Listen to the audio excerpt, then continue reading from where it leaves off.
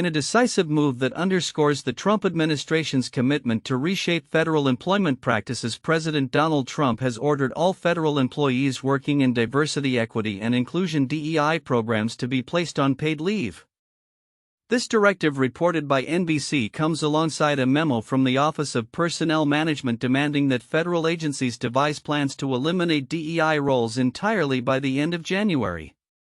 The sweeping changes signal a significant shift in the federal workforce's approach to diversity initiatives, which many supporters of the administration view as long overdue. White House Press Secretary Karoline Leavitt characterized the order as a promise kept by the president, asserting it represents another win for Americans of all races, religions, and creeds. She emphasized that Trump's campaign was anchored in the idea of abolishing DEI programs, which he and his supporters argue prioritize identity over merit. This move has sparked a polarized reaction, reflecting the broader national debate over the role of diversity initiatives in public and private sectors. While proponents of the administration's stance laud the decision as a step towards fostering a merit-based system, critics warn it could undermine efforts to address systemic inequalities in federal employment. The implications of this policy shift extend beyond the immediate impact on DEI employees. They could also influence the recruitment and retention of a diverse workforce in the federal government, potentially stifling initiatives aimed at promoting inclusivity. Simultaneously, President Trump has reignited trade tensions, with China threatening a 10% tariff on Chinese goods. This announcement, made in the context of rising concerns over the trade deficit with the European Union, is part of a broader strategy to recalibrate U.S. trade relations amid ongoing economic challenges. The administration's hardline stance reflects a continued commitment to prioritize American economic interests, even as it risks escalating tensions with major trading partners. Trump's dual approach, targeting federal DEI programs while reigniting trade confrontations, illustrates a calculated strategy to solidify his political base by appealing to those who prioritize traditional meritocratic values and economic nationalism. As these policies unfold, they will likely provoke further debates about the balance between fostering diversity and ensuring economic competitiveness in an increasingly globalized market. Looking ahead, the consequences of these decisions will resonate through both federal employment practices and international trade landscapes. Observers are keen to see how federal agencies will navigate the transition away from DEI roles and what ramifications the proposed tariffs will have on U.S.-China relations. As the administration forges ahead with these policies, the national discourse surrounding diversity, equity, and international trade will continue to evolve, shaping the political and economic climate in the months to come. As the 2020s unfold, the long-anticipated rivalry between China and the United States continues to shape global economic dynamics. Despite China's rapid growth in the past few decades, recent analyses suggest that its economy is unlikely to surpass that of the U.S. anytime soon. Demographic challenges, economic headwinds, and geopolitical tensions are converging to pose significant obstacles to China's ambitions. China's population, currently 4 times larger than that of the U.S., is projected to face a staggering decline over the next century, with estimates indicating a drop of about 55%.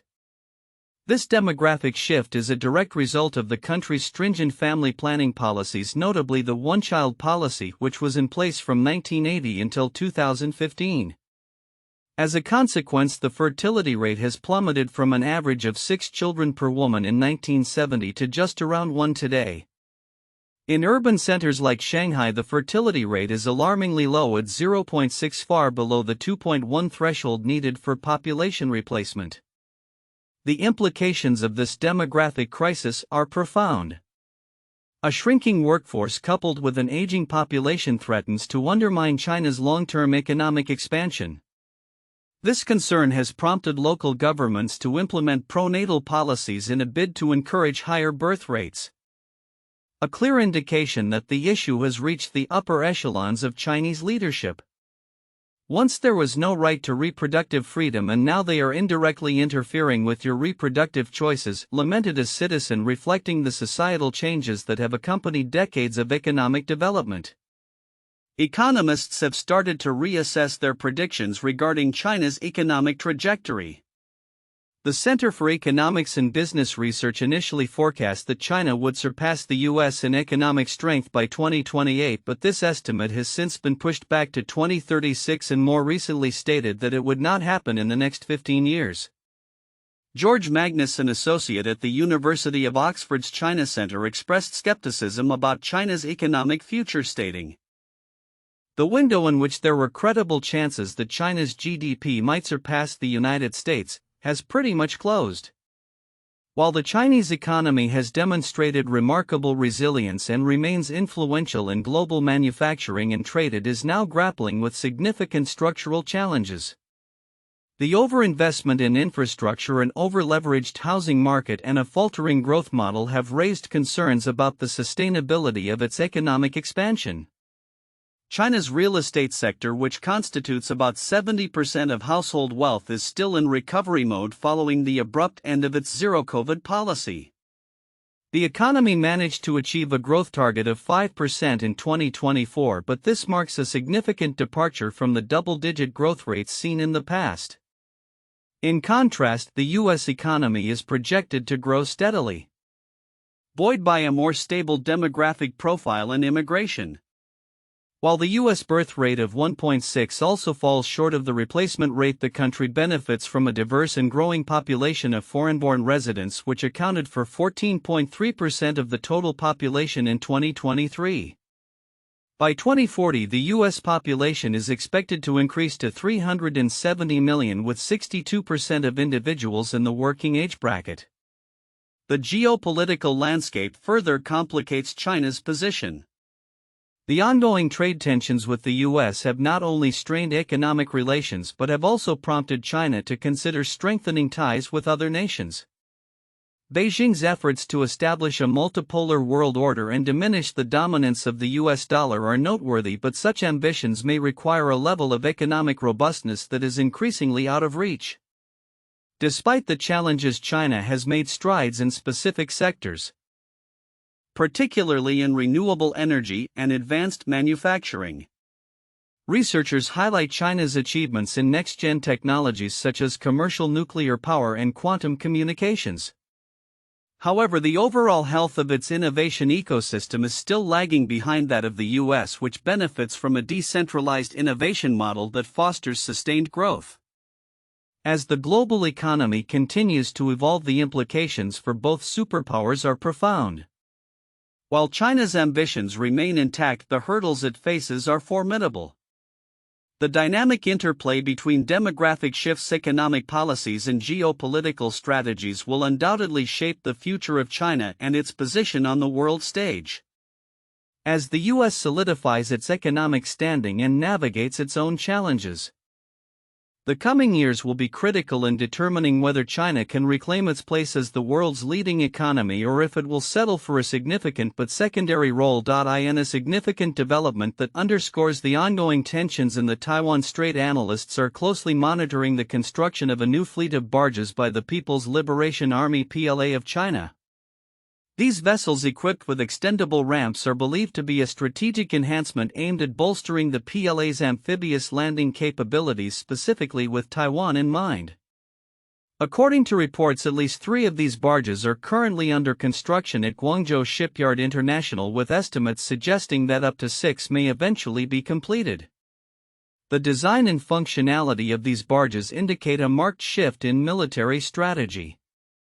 The vessels are said to feature ramps that can extend over 120 meters, allowing them to reach coastal roads or hard surfaces beyond beaches. This capability is crucial for rapidly deploying heavy equipment, including tanks, directly onto the mainland, thus facilitating quicker landings during potential military operations. Malcolm Davis, a senior analyst at the Australian Strategic Policy Institute, has pointed out that while these barges could theoretically support various amphibious operations, their primary purpose appears to be focused on a potential invasion of Taiwan. Certainly, whilst these barges could be used to support other amphibious operations, it is more likely they are being acquired to support the invasion of Taiwan, Davis remarked, emphasizing Beijing's long-standing view of Taiwan as part of its territory. As tensions rise, the PLA has been actively expanding its amphibious fleet. This includes advanced vessels like the Type 075 amphibious assault ship and the newly unveiled Type 076, which is designed to serve as a drone carrier. The emphasis on such capabilities reflects China's preparedness for a complex and challenging military operation across the Taiwan Strait, which spans approximately 160 kilometers at its narrowest point. However, the effectiveness of these barges in a military context remains a topic of debate among experts. While they may enhance the PLA's operational flexibility by allowing for landings at less fortified locations, some analysts caution that they will be vulnerable targets in a potential conflict. Timothy Heath of the RAND Corporation pointed out that without adequate naval and air cover, these barges could be easily destroyed, thus undermining their utility in a military operation against Taiwan. He noted more likely, they are dual-use platforms that are designed primarily to support at-sea commercial activity but which could also be used for a variety of war and non-war missions. The geopolitical implications of this development are profound. The construction of these barges, coupled with the recent military activities in the Taiwan Strait, highlights a growing urgency within the PLA to prepare for a possible confrontation with Taiwan. The island's leadership has responded by strengthening its own defenses, with Taiwanese President William Lai recently vowing to bolster military capabilities in light of the increasing threat from the mainland. Moreover, the situation is compounded by the recent indictment of several former Taiwanese military personnel for allegedly collaborating with Chinese intelligence, further illustrating the complex and precarious nature of cross-strait relations.